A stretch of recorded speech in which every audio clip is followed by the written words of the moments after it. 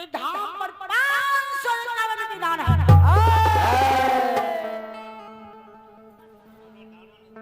और ये संतोष के माता जी 5 नंबर वार्ड संतोष के माता जी गुरुवन भगवान के दरबार में भाग लेकिन बाल बच्चे के सुखी शांति बाबा बेनी रखियो। 21 विधान जय संतोष के मां की जय है, उनके संत परिवार की जय है। चले पुरस्कार की ओर आप दान करता ओम कीजिए, आप दान करता ओम कीजिए सर्विस सेंटर सिराजपुर। उन्होंने बड़ी श्रद्धा के साथ साथ पुरस्कार 50 विधान किए हैं। जो धोनी की जय हो उनके पूरे परिवार के लिए है। चले आप हैं और ललन बाबा एक बारे में 1000 बार ललन बाबा के प्रणाम करे छी। ललन बाबा अगर मन से आशीर्वाद दे देते संजू भारती के अही बेनी बाबा के धाम पर तो जा जिंदगी ताव हरी। आया दान करता ओम कीजिए सर्विस आइए साउंड भगवान सर्विस सिराजो सहरसा।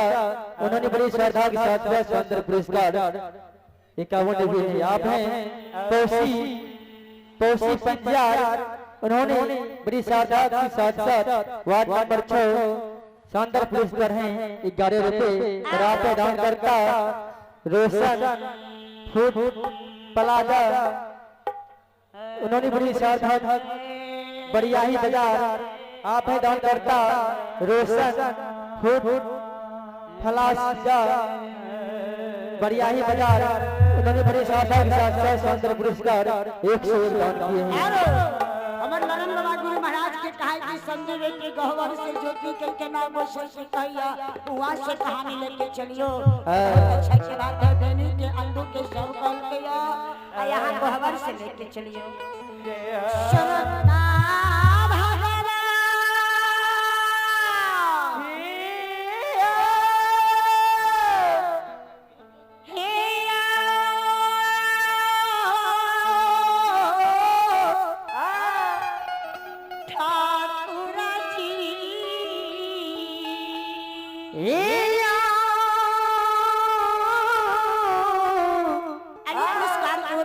फूल चौधरी भैया भगवान के दरबार में बेनी बात के धाम पर भाग ले लिखी।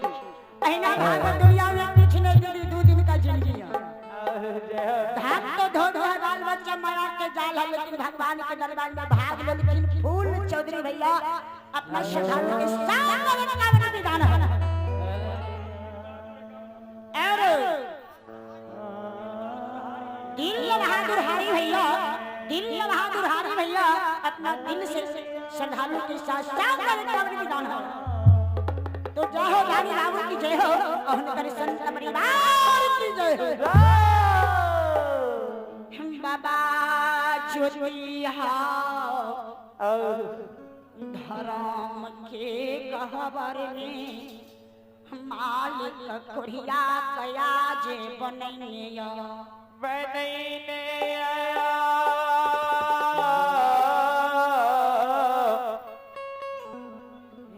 संत समाज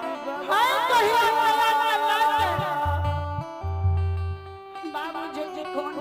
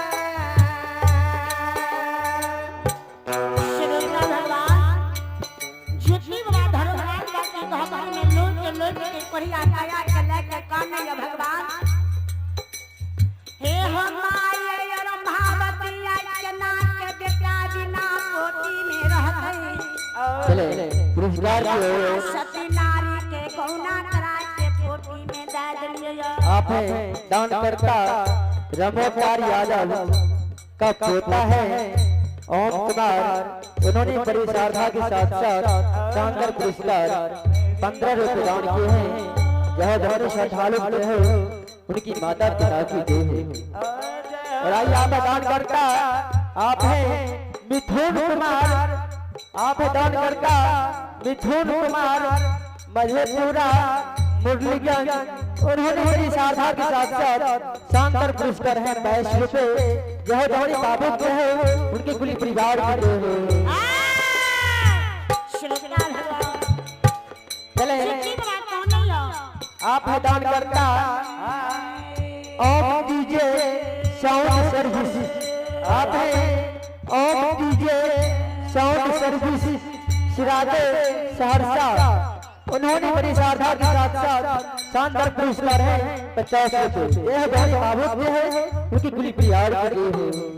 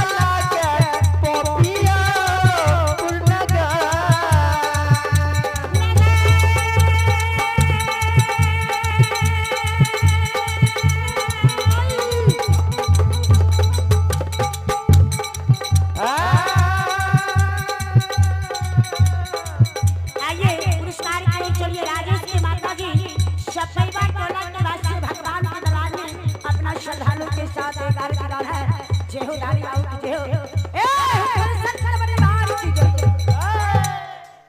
शाहजन रही ये दीदी चले पुरस्कार की ओर आप है दिल खुश कुमार जी क्षेत्र खुश कुमार उन्होंने बड़ी श्रद्धा के साथ साथ स्वतंत्र पुरस्कार है 50 रुपये जय डोनी बाबू के उनके कुल परिवार के लिए शाहजन रहिया ये दीदी शाहजन रहिया ए बेनी स्थान भाव की दीदी अपना पाती के चरण में शाहजन रहिया अपना पाती के चरण में शाहजन रहिया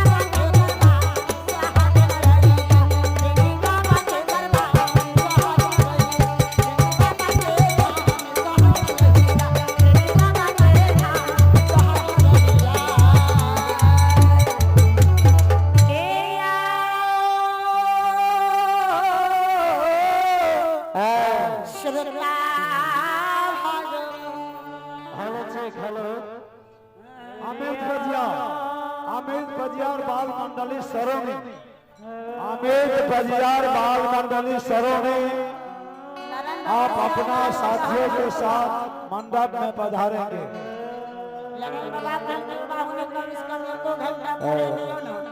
श्रोता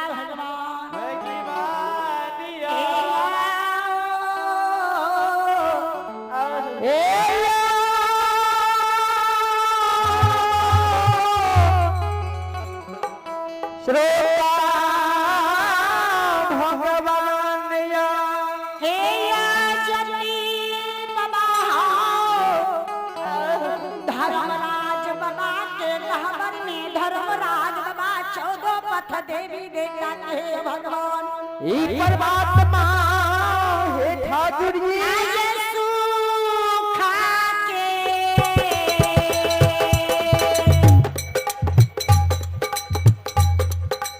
मेरा कोहिया सुखा के क्या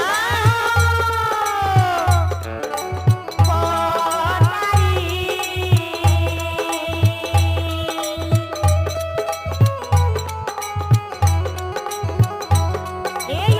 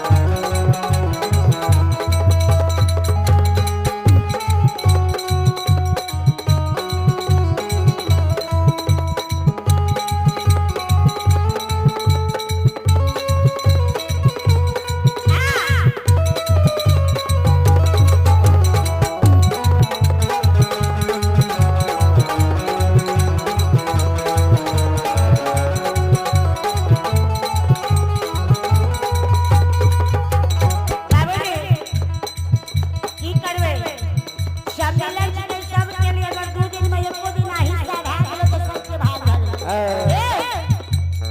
पागल कहेला ना रे हमरा पागल कहेला ना कि हम दे असीम गुरु के